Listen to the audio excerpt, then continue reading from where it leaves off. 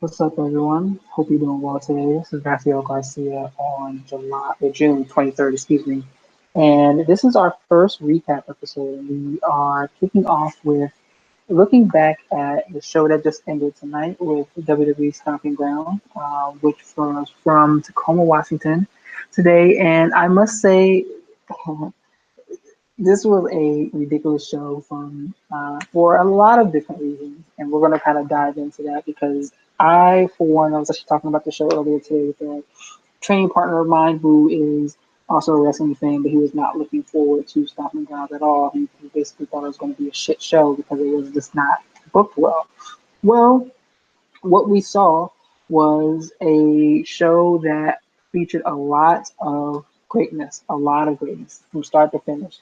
But the finish is what everyone's really going to be talking about. And it reminds me of something that Sean Geary, or excuse me, Raj Geary over at Wrestling Inc. always talks about, where he basically says that the finish of an event is what people will always remember, and that's how they will rate the event.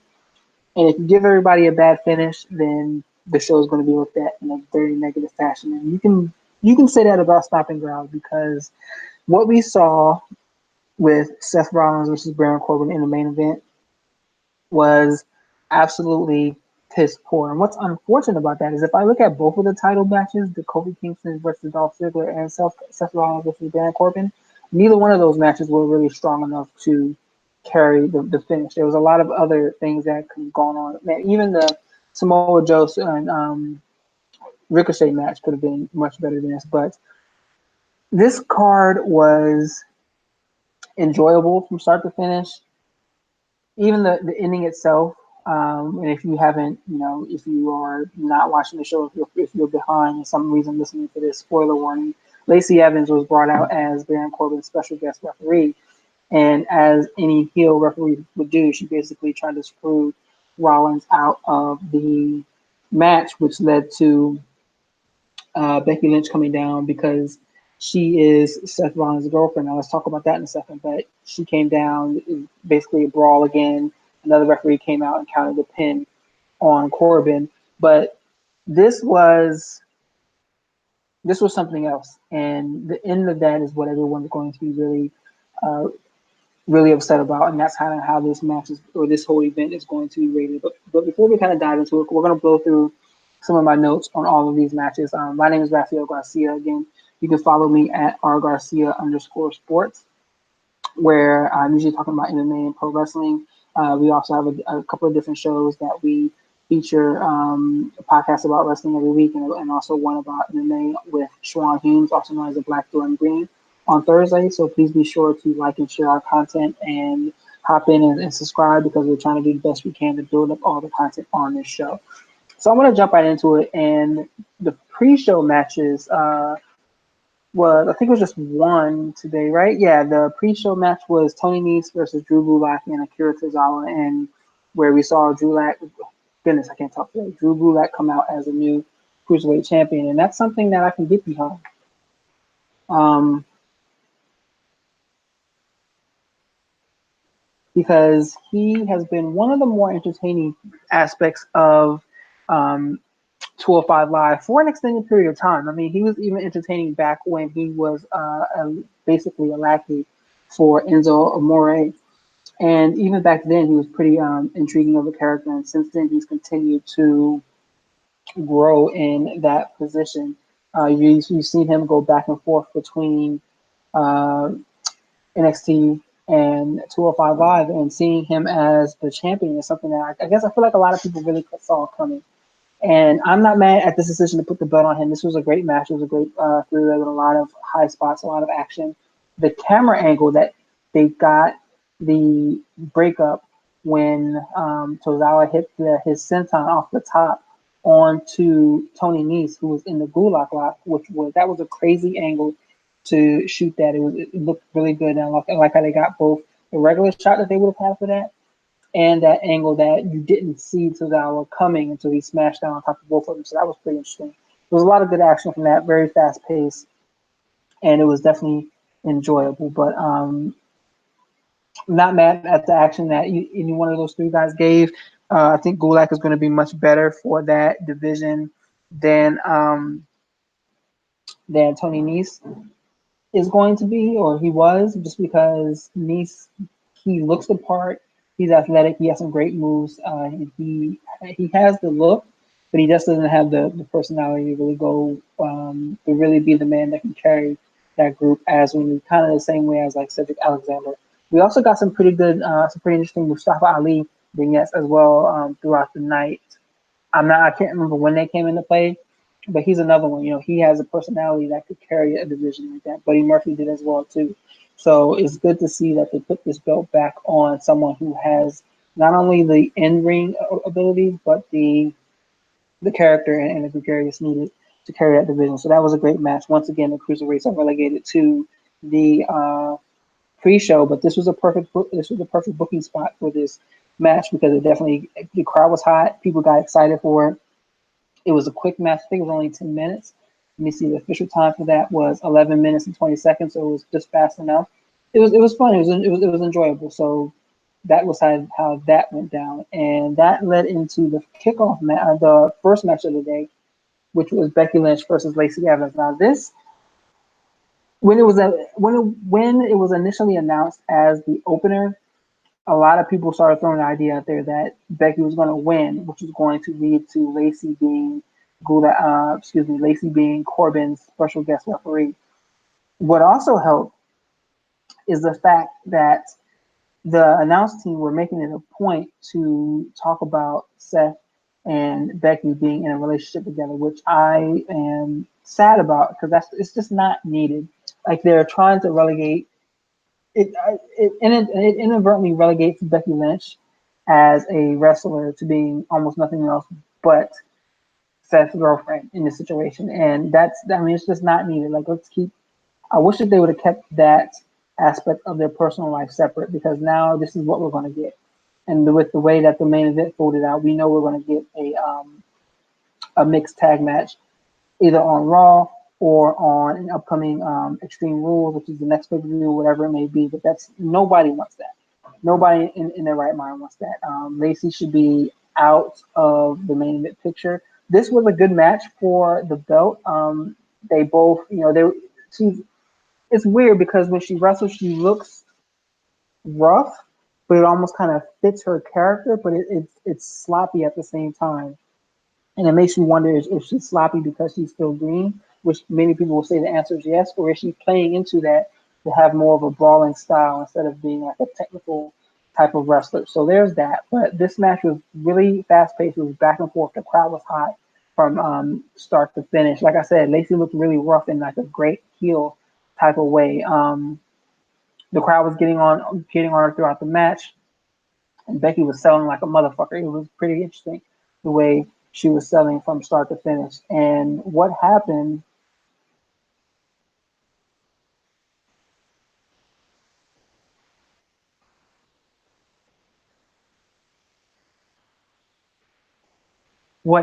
was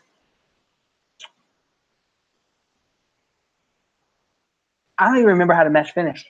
No, I'm sitting here thinking about it. I don't remember how the match finished. I know that Becky got the dishonor on her and Lynch tapped very quickly.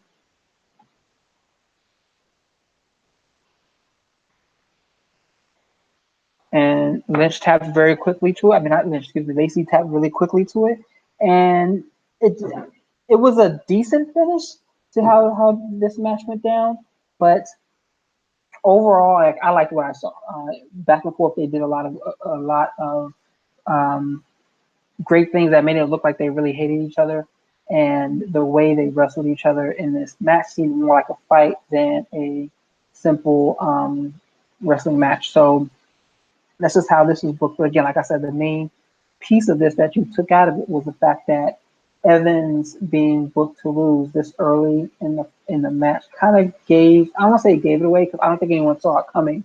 I did see some tweets early about that pointed towards the idea of Evans being the guest referee, and in storyline, why it made sense because Seth has been blasting everybody with a steel chair, everybody else, and he wouldn't hit Evans, or so I was hoping he would hit her with a chair, but that's just me.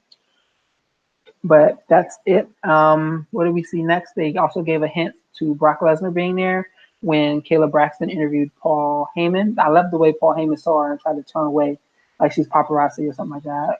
I liked how he tried to do that. Sami Zayn and Kevin Owens versus the New Day was the next match.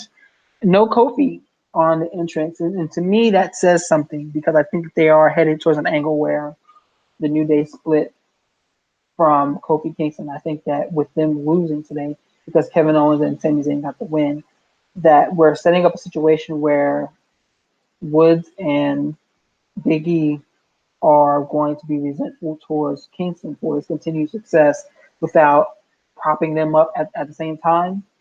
And I think that that's going to lead to a New Day split. I don't agree with it. I think that it's the wrong direction to make with them. We don't need to see them get split up. But I do think that's the direction that WWE Creative is going. This was a great start. Again, the crowd was hot from start to finish. They were into it.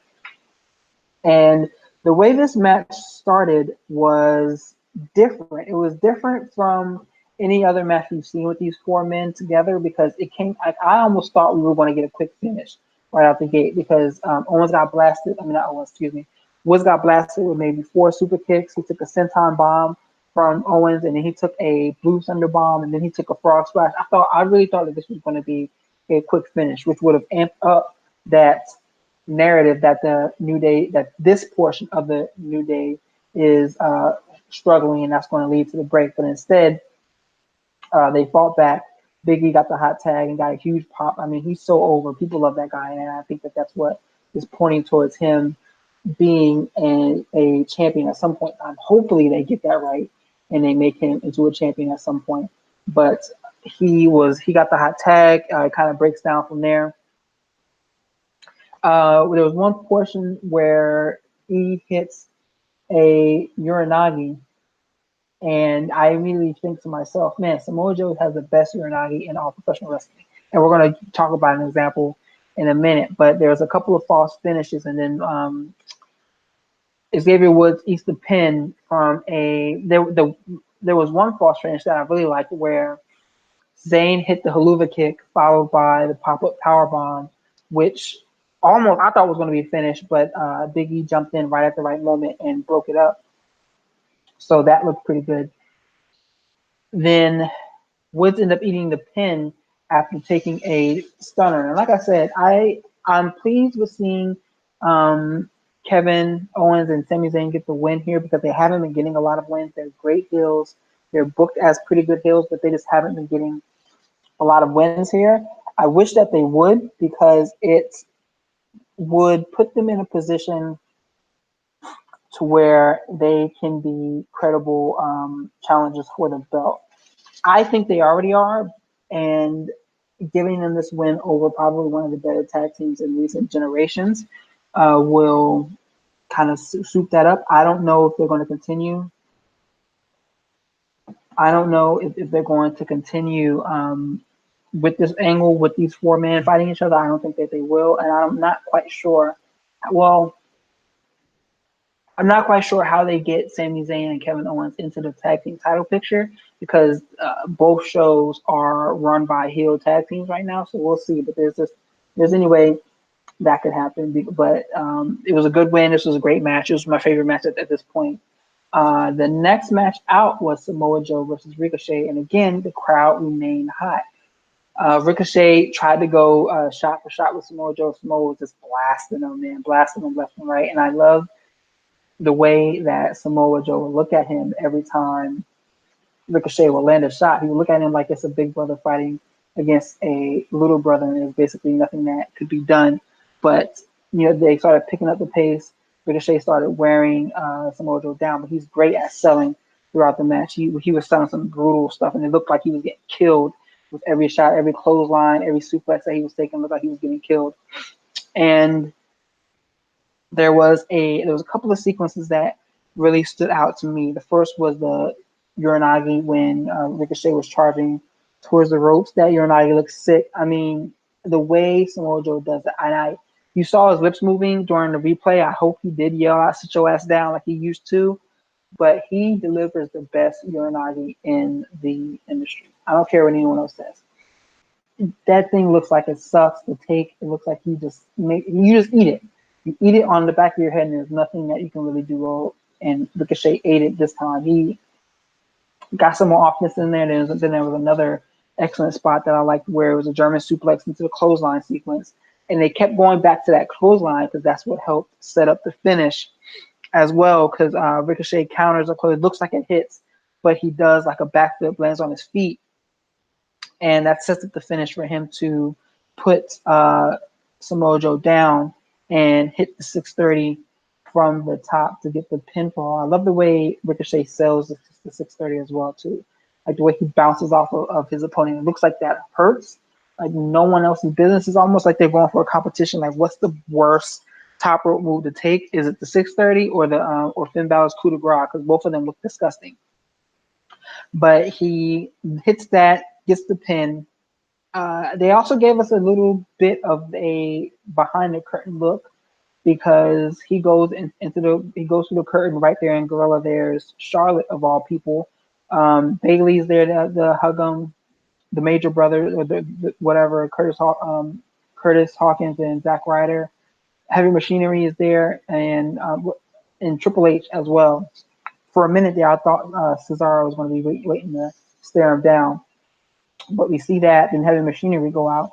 But another thing before I jump into that match, because they hint at AJ Styles against Ricochet, and what happens is Ricochet's backstage taking pictures with the new title, and the Good Brothers, Luke Gallows and Carl Anderson, come up to him and start speaking to him, and AJ Styles comes up as well, and he basically says, "Hey, we'll see you tomorrow," slapping Ricochet on his shoulder. So that leads into some interesting conversations about if we're going to get Styles versus Ricochet. I'm probably going to write about that for Daily DDT tomorrow morning. But that would be a match I would love to see. And I'm interested in what the Good Brothers portion of this angle will be. If we're going to continue to see more of them, I have been seeing people going back and forth about whether or not they've signed a new deal. That's neither here nor there, but it would be interesting to see if they are included in the storyline in some way, shape, or form.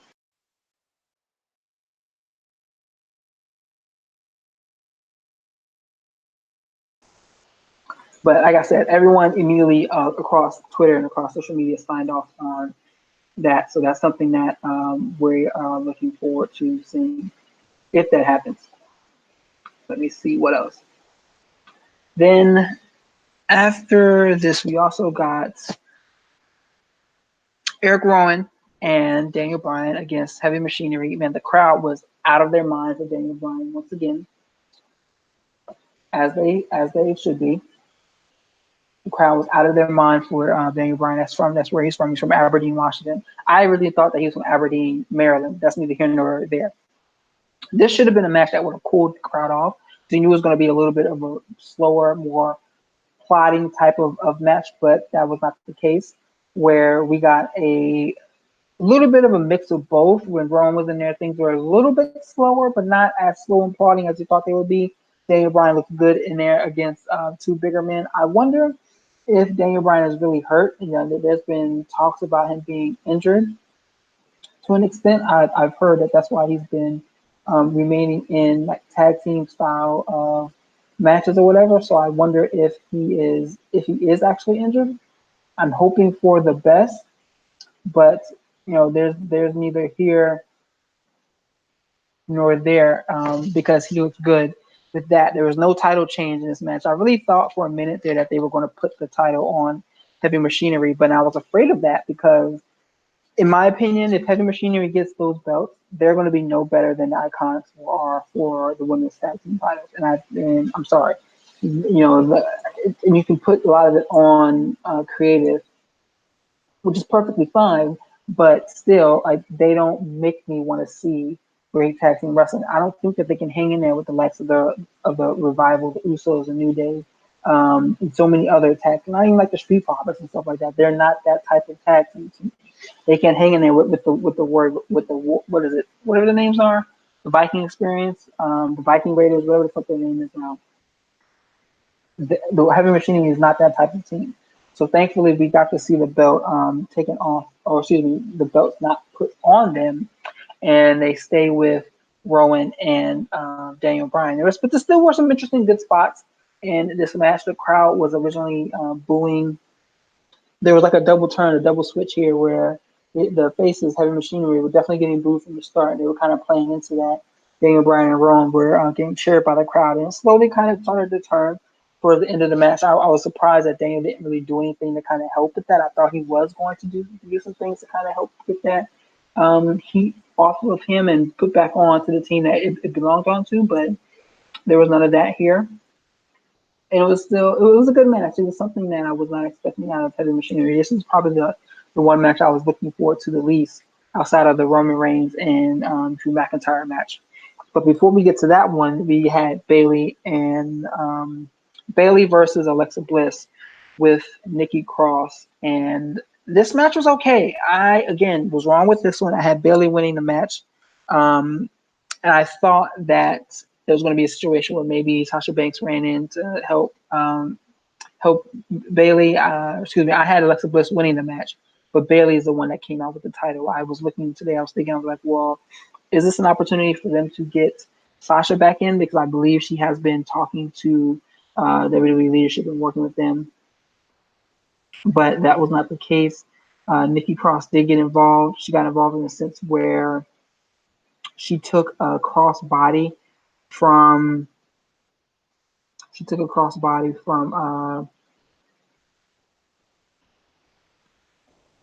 Bayley, and that caused her to jump into the ring and basically cause a distraction for Alexa for when she went for the Twisted Bliss. She took knees from Bayley, which led to her hitting the Bayley to belly and getting the pin. But I missed a lot of this show, or a lot of this match, because I was too busy arguing with that idiot Jimmy Corderas. And if you want to know why, you can go through my tweets and you can see. But that guy's a fucking ass clown. He's the George Costanza of Twitter, period. But that's neither here nor there. So Bliss did not get the win. I really thought she was, especially with that 365 that's airing about her right now. This is where I thought that they would do something with Nikki and Bliss, and I think that we are going to get that. We're going to start doing that tomorrow because Nikki did cause the distraction, which led to Bliss getting pinned. So it'll be interesting to see how they kind of weave that narrative out, who comes out on top of that, because we know that they are very high on Bliss, and I'm not mad at them for that. Very high on her. She's much better than I thought she was going to be when she came up, but I mean, she's been doing the damn thing. So let's see what happens at the end here. But Bayley left Tacoma, Washington with the title, and I definitely thought she was not doing so. The next match we got was Roman Reigns versus Drew McIntyre. And I mean, to be honest, this match was paint by numbers. It was basically what we've seen from them so many different times now. I wasn't excited about this match. I was into it. I was paying attention for some pieces of it. Let's see how long this match went. It went 17 minutes, which I think, thankfully it wasn't longer than even one of the two main events. It went 17 minutes, but it wasn't anything new. We've seen this match between the two. We've seen many of the interactions, so we knew how this was going to go. And with Shane here, we knew nothing original or nothing was going to happen. In fact, it kind of almost felt like the crowd was turning on this match and I couldn't really tell. Are they turning on Roman? Well, I mean, they've never really been on Roman's side anyway. Are they booing Shane? Shane's not. He's just on TV way too much. And I was hoping that none of this heat, this go away heat, would impact Drew McIntyre. We haven't seen that yet, but there's only so much that you can do before you get some of it on you, and it just doesn't come off. But this was a back and forth match with Rollins getting the win. What sucked was Rollins went to take the coast to coast from Shane, and he had to lean forward to get hit by the move just because Shane just doesn't have that lift anymore. And as much as I hate this guy, as much as I hate him being on my television week in and week out, I do always love Shane's shoe game. I think that his shoes were amazing tonight too as well. I think he was wearing some Jumpmans, black and green Jumpmans that kind of matches his Titantron. Thought that was awesome. But still, he needs to get the fuck off my television because I am tired of seeing him every time I turn around. And just when we thought that this angle was over and we were going to get something else, they do a backstage segment before the main event or I think maybe right after. I don't even know when it fell into the show, but we learned from Shane himself that they're going to get a handicap match tomorrow where Roman has to face Drew and Shane. So, I mean, that's definitely going to be my bathroom break. That's going to be the portion of the show where I'm not going to be paying attention. I mean, hopefully I missed that while I'm still teaching, but that is not, no one wants that. No one wants that. And I'll say it one more time. No one wants that. I hope that that is finally the blow off of this angle. Then we had Kofi Kingston versus Dolph Ziggler in the steel cage, and I will say this match wasn't exciting. It was a decent match. There was a couple of blown spots that I saw throughout, but it just was. I don't think it was their best work. They went for 20 minutes, I believe exactly. Yeah, 20 minutes exactly was the longest match of the card. But I don't think it was the best work that they had. Kofi is still over. Fans were cheering. They were popping for him left and right. Fans were still definitely over for him. But I just don't think that this was their best work. And as this match was going on, I was thinking because I was pitching some pieces to my editor, and I look at Dolph Ziggler and I wonder, could he have been like our generation's Shawn Michaels? Was he ever that great? Was he that guy at any point in time? I believe he could have been, but it's unfortunate because and I'm gonna write about this about where we may have gone wrong with him, but he was definitely, just this was just another match to me. The finish was great though, where we saw Dolph was sliding under the bottom rope, and Kofi does probably the greatest fuck it dive I've ever seen in my life, where he runs through and does a suicide dive through the ropes to hit the ground first. I think that that was an excellent spot. It was an excellent finish. I'm surprised no one else has ever done it before, but it was a great finish to see him keep that title and keep the reign. There's another interesting spot to me was when Dolph had Kofi in the ankle lock and Kofi was dragging himself to the ropes and he grabs onto the ropes and the ref doesn't do the rope break bit. Because I've seen this spot be blown a lot in a lot of different cage matches where the ref will start counting for the DQ, but rope breaks do not count in cage matches. There are no disqualifications. So I think that was interesting that they did not miss that spot there and it kept going. So that was a pretty intriguing spot to the match, but I don't think people were really into it. People weren't like turning on the match like there were some of the others, but the heat just didn't seem there as much as it was before. And Kofi gets the win. I don't know if that means that this feud between these two is over. It should be, but we got what we got there, and that's the end of that. Then that brings us to the main event.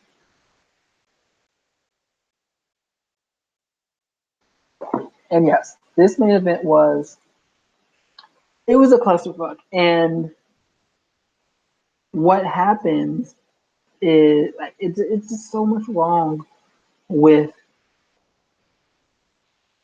that moment because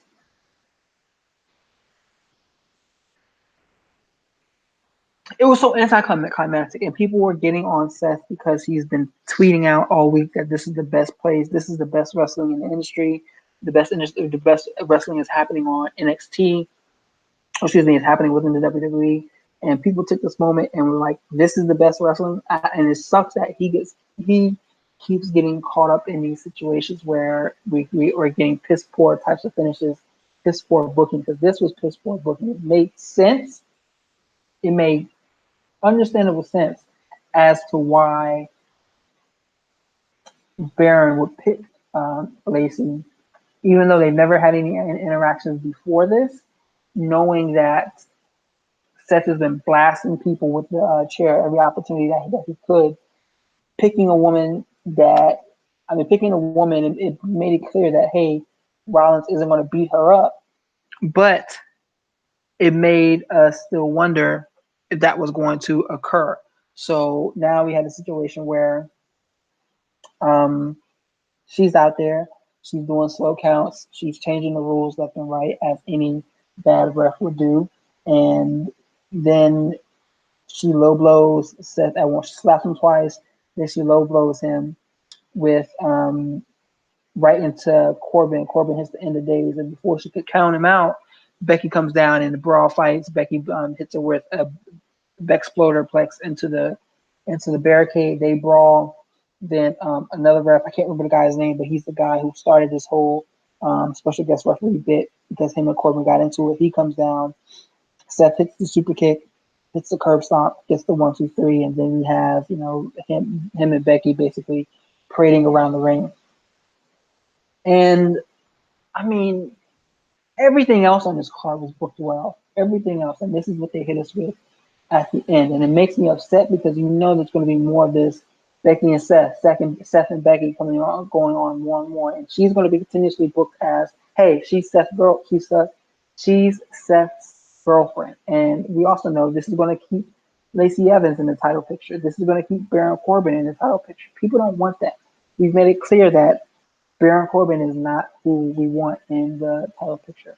Lacey Evans is not who we want in the title picture. And you know what? As much as I hate Lacey Evans' character and all the questionable other stuff that she's done, maybe she should go work with like a Ruby Riott, or she should go work with a Tasha Banks if she returns. She should go work with someone else for a little bit of time to build her up. I wouldn't even be mad seeing her work with like a Nikki Cross or like a face Alexa Bliss. I wouldn't be mad at that at all, or Naomi. Something along those lines to kind of build her up, and help her get some more seasoning in the ring. It's funny. Well, I'm gonna tiptoe around that, but I don't want her in the main event anymore. And Baron Corbin, as much as people hate on him, I actually like Baron Corbin. I think he's funny on the mic as a heel. He does decent matches when he's not rest holding every 2 seconds, but he has a pretty decent moveset. And he's a believable heel, very believable heel. He looks like somebody you would want to punch in the face. But he's just not resonating because we've been getting him shoved down our throats since last year. And that's just not exciting anymore. We have guys on the card like Bobby Lashley. We have Eric Young, who's not getting used. We have The Miz, that's not getting used. We have Drew McIntyre, who's not getting used properly. There's so many people on the WWE Raw roster that could be in this slot right now, facing off against Seth Rollins, and it's just unfortunate that we continue to get him. I do believe that this is going to sway a lot of people with how they see the show and how they perceive it. I think that what is this card called? I think that Stomping Ground was much, much, much better than we all thought it was going to be. This is their inaugural Stomping Ground, so I think it was a good way to kick off the first one. I wonder, people were talking about Triple H being backstage, if he has taken over the reins finally for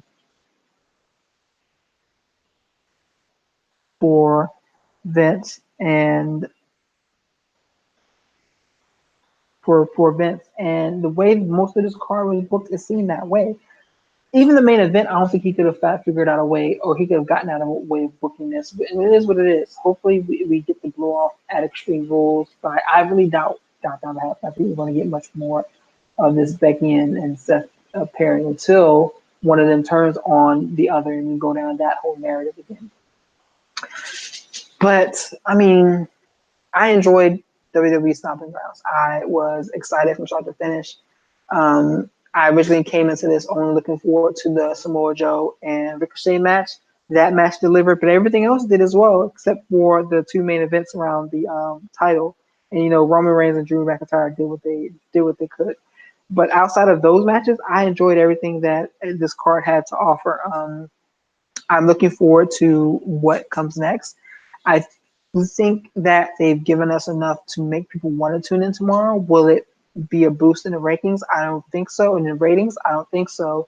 Not totally, not fully, especially not with this finish and the way people are going to be talking about it after today. But I do think that there are some shining lights that we can look forward to. Kevin Owens and Sami Zayn, Ricochet versus AJ Styles.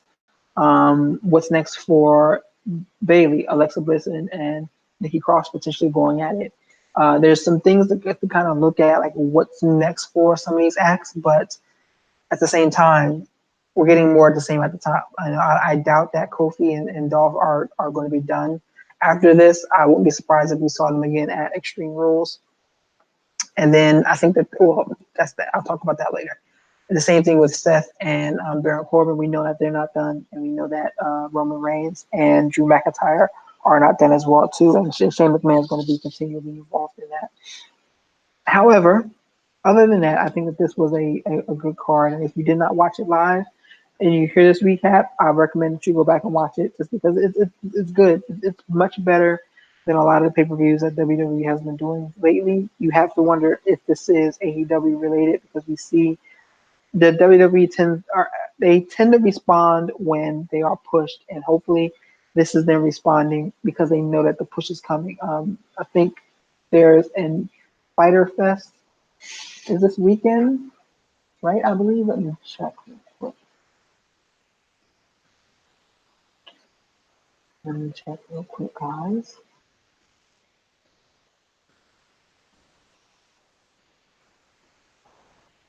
Yeah, Fighter Fest is this Saturday. I mean, I'm not totally excited about that card. They have 9 matches booked there. I'm not super excited, but that is that is booked for this weekend, and that'll be actually free. So I have to remind myself to sign up for that. But there's this, and they want to WWE wants to outdo the competition. I really do believe that they do here. So let's see what happens if we continue to get better booking on Raw, better booking on SmackDown. But the NXT bookings are already good enough, and we see these pay-per-views continue to get booked better. But in my opinion, Stomping Grounds was a very, very, very solid event. Enjoyable from start to finish. Everyone across the social media space seemed to enjoy it until we got that finish. But that's neither here nor there because I think that is more than here nor there. I think that's really going to set the tone for how people are talking about this card. But don't let that sway you from going back to rewatching it because it was actually some good stuff from start to finish.